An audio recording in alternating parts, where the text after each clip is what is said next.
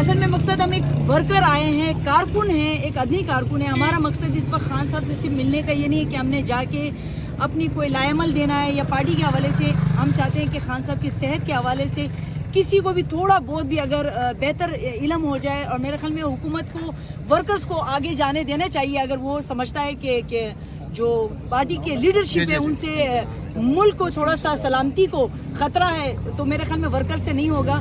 Worker کو ملنے دینا چاہیے, اس سے کہ خان صاحب ہمارے لیڈر ہیں اور وہ ایک سیاسی قیدی ہیں, اور وہ کوئی ایسے قیدی نہیں ہے کہ انہوں نے ملک کے سلامتی پہ کوئی کمپرومائز کیا ہو.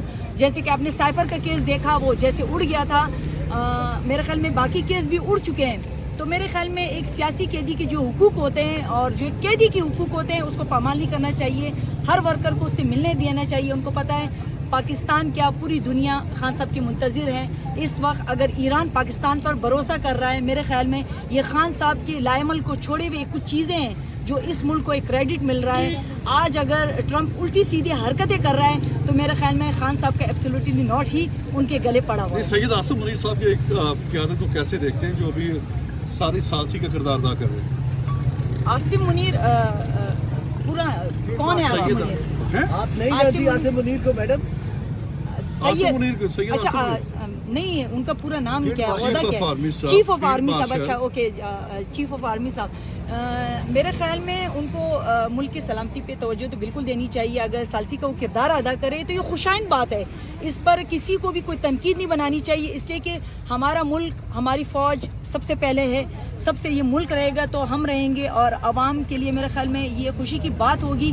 لیکن اگر کاش کہ وہ اس مشکل وقت میں اور ایک سیاسی قیدی پر بھی اگر نظر ثانی کرتے, میرے خیال میں ملک کے سلامتی کے لیے اور دنیا میں ایک میسیج دینے کے لیے میرے خیال میں اس سیاسی قیدی کو اپنے گھر بھیج دینا چاہیے تھا. کیسز چلتے رہیں گے, ہم عدالتوں سے نہ چھپنے والے ہیں نہ ہم کہیں بیک پہ جانے والے ہیں. آپ ایک سیاسی شخصیت ہیں اور اتنی بے خبر ہیں کہ آپ کو عاصم منیر صاحب کا نہیں پتا چلا. نہیں, آپ نے عاصم منیر بولا نا, اگر آپ ان کے ساتھ دیکھو, اگر کوئی مجھے بولے نا کہ زلیخا, تو کوئی نہیں پہچانے گا. اگر میری پارٹی میں بولا جاتا ہے زلیخا مندوخیل تو فوراً لوگ پہچان جاتے ہیں بلوچستان کی جو کینڈیڈیٹ ہیں. میڈم یہ بتائیں, جو پاکستان نے کردار ادا کیا ثالثی کا, یورپ سے لے کے افریقہ, اقوام متحدہ تک پاکستان کی تاریخیں ہو رہی ہیں اور پاکستان کا شکریہ ادا کیا جا رہا ہے. لیکن اسی دوران پی ٹی آئی کا سوشل میڈیا ونگ جب نہ صرف تنقید کر رہے پاکستان پہ, بلکہ جو آفیشیل سٹیٹمنٹ آپ کی ٹویٹر پہ آئی اس میں پاکستان کا نام ہی نہیں ہے.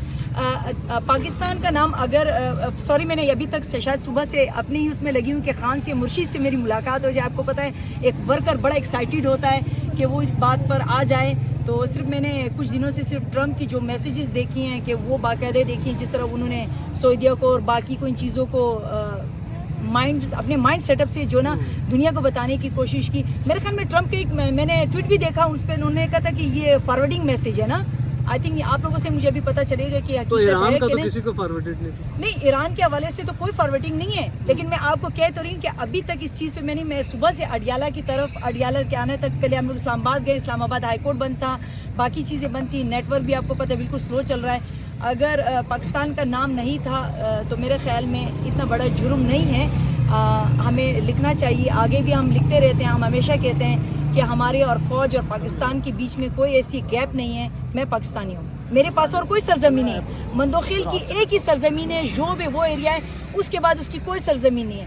نہ میں ہندوستان جا سکتی ہوں, نہ میں افغانستان جا سکتی ہوں. بلڈ میرا اگر افغانی ہے, لیکن پھر بھی اگر میں کہتی ہوں میں افغان ہوں, لیکن تقسیم کے بعد میں پاکستانی ہی ہوں, پاکستانی رہوں گی. یہی میری سرزمین ہے. ہم اپنی سرزمین کے بارے میں ایسا کچھ نہیں لکھ سکتے ہیں. اگر چھوٹی موٹی غلطیاں ہو جاتی ہیں تو میرے خیال میں سوشل میڈیا کو اس کے بجائے اور چیزوں پہ توجہ دینی چاہیے. جیل میں بیٹھا شخص کے ساتھ بہت ناانصافی ہو رہی ہے. خوشی ہے کس بات کی؟ یہ جو بھی پاکستان ایک ثالثی کا کردار ادا کیا ہے. پاکستان کو کیوں نہیں ہے خوشی؟ آپ کا ملک دنیا میں اس وقت جو وار سٹارٹ کیا ہے امریکہ نے اپنی یہودی لابی کے لیے, اگر پاکستان اس کو بہتر کر سکتا ہے, اگر یہاں پر موجودہ اگر کوئی بھی ڈکٹیٹرشپ بھی اگر اس میں اچھا ثالثی کا کردار ادا کر رہی ہے تو یہ عوام کے لیے ایک بہتر چیز ہے. ہم جنگ کوئی بھی ملک افورڈ نہیں کر سکتا ہے, نہ کوئی ملک جاتا ہے کہ انسانی جانوں کا ضائع ہو. تو میرے خیال میں انشاءاللہ تعالیٰ کل سلمان صفدر کی جو ملاقات ہوئی اور جیل کے اندر سے بانی پی ٹی آئی نے جو پیغام دیا جلسہ ملتوی کرنے کا, عالمی حالات کے تناظر میں, پھر اسلام آباد میں ایک اہم بیٹھک ہونے جا رہی ہے, 2 روز میں شروع ہو جائے گی. پارٹی قیادت اور آپ لوگ اسے کیسے دیکھ رہے ہیں؟ دیکھو اگر انہوں نے ہم لوگوں نے جلسہ ملتوی کیا ہے تو میرے خیال میں اب آپ سوشل میڈیا کو اور باقیوں کو بھی اس کا وہ نہیں کرنا چاہیے. ملک کی سلامتی کے لیے خان صاحب نے ہر مشکل میں, آپ کو پتہ ہے کہ جب امریکہ کا وار ہو رہا تھا ہم لوگوں پر جس طرح خواتین کو ڈنڈے مارے گئے تھے, سب کچھ کیا گیا تھا, لیکن خان صاحب نے کہا تھا اسلیپ فارم کو صرف اور صرف ملک کے مفاد کے لیے استعمال کریں اور ملک کے لیے بولیں. جو بھی ظلم جبر ہوا ہے وہ ہمارے اپنے پاکستان کے اندر ہے, پاکستان کی عوام کے, وہ ہم انشاءاللہ اس کو سالو کریں گے. تو میرے خیال میں ہمیں ان چیزوں پر فرسٹ پاکستان ہے, عوام ہے, ہماری عوام کی جمہوری حقوق ہیں, وہ سب سے اہمیت رکھتی ہے. اور میرے خیال میں انسانی حقوق کو کہیں بھی پامال نہیں ہونے دیں گے. اگر پاکستان اس میں بہترین کردار ادا کر رہا ہے تو یہ پاکستان کا اعزاز بھی ہوگا اور پاکستان میں موجود عوام کے لیے بھی اعزاز کا باعث. یہ بتائیں کہ پاکستان نے دو متصادم قوتوں ایران اور امریکہ کو ٹیبل پر بٹھا کر ایک بڑی سفارتی کامیابی حاصل کی ہے. ماضی میں پی ٹی آئی سائفر اور حقیقی آزادی کے دعوے اور نعرے لگا کر پاکستان کو ایسی کامیابیوں سے محروم کرتی رہی ہے. تو کیا پی ٹی آئی اب اس پر قوم سے معافی مانگے گی, اور کیا آپ سمجھتی ہیں کہ یہ ایسی کامیابی جو ہے وہ اکیلے حاصل کی جا سکتی ہے؟ آپ کا سوال کا تو کوئی میرے خیال میں لاجک بھی نہیں بنتا ہے نا. وہ آپ بنانے کی کوشش کر رہے ہیں وہ بات الگ ہے, لیکن یہ کوئی ایسا مجھے سوال نہیں لگ رہا ہے. اس میں کوئی گراؤنڈ ریئلٹی ہے کہ آپ وہ بنانے کی کوشش کیا. یہ وہ سائفر والی ہی سوال ہے آپ کا, جیسے سائفر ہوتا تھا ایسے ہی آپ کا سوال تھا. میرے خیال میں پاکستان کے پاس جب خان صاحب اس ملک کے وزیر اعظم تھے, اگر وہ کہیں بھی گئے تو آپ کی اکنامی سب سے بڑی آپ کی ملک کو بوسٹ کرتی ہے, اور جب اکنامی آپ کی بہتر ہوتی ہے تو ملک آپ چلا سکتے ہیں. آپ اپنے عام فورس کو مضبوط کر سکتے ہو. اگر خان صاحب پاکستان کے ریلیف کے لیے کہیں بھی گئے, ہم ہمیشہ کہتے ہیں ہم امریکہ کے غلام نہیں ہیں. آپ کو پتہ ہے 70 سالوں سے اگر وہ ہمیں قرضے دے بھی رہا ہے تو دبا بھی رہا ہے. آپ کو بھی پتہ ہے اگر آپ اس سے اپنی آنکھیں چھپانا چاہتے ہیں تو بات الگ ہے, اگر آپ نہیں اس کو ماننا چاہتے تو بات الگ ہے. میرے خیال میں ملک کی اکنامی کے لیے خان صاحب ہر پلیٹ فارم پر گئے, وہ پلیٹ فارم کامیاب بھی رہے. اور میرے خیال میں ابھی آنے والی جو ہماری یہ موجودہ حکومت ہے یہ اسی طرف آہستہ آہستہ جائے گی. اور رہی آپ کس چیز کی معافی مانگنا چاہتے ہیں, اگر کوئی پیپر ورک میں چیز ہے تو آپ مجھے دکھا دیں, میں پڑھ لوں.